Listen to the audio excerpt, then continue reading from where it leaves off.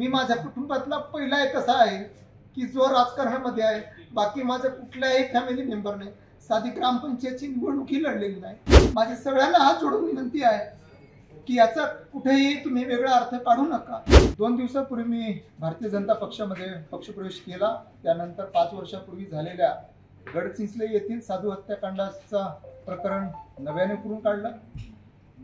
माझं म्हणणं या घटनेमध्ये असंच आहे की मी त्या घटनेच्या ठिकाणी त्यावेळेस 2025ला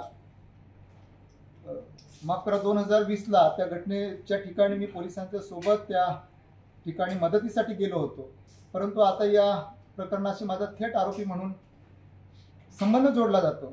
या घटनेशी माझ्या या घटनेमध्ये पूर्ण इन्व्हेस्टिगेशन झालेली आहे, पूर्ण चौकशी झालेली आहे, चार्जशीट सबमिट झालेली आहे. कुठल्याही FIR मध्ये कुठल्याही चार्जशीटमध्ये माझं आरोपी म्हणून कुठेही नाव नाही.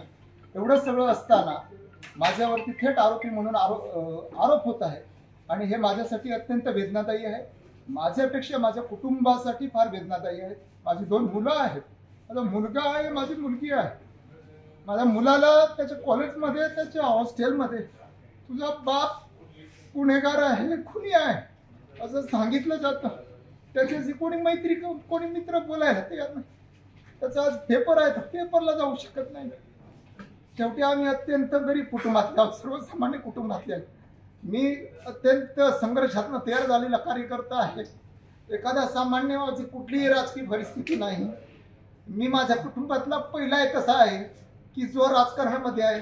बाकी माझ्या कुठल्याही फॅमिली मेंबरने साधी ग्रामपंचायतची निवडणूकही लढलेली नाही. एवढं सामान्य कुटुंब तळागाळामध्ये कार्यकर्त्यांसोबत काम करतोय आणि आज माझ्यावरती एवढे आरोप होत आहेत. माझं संपूर्ण कुटुंब पूर्ण व्यथित आहे.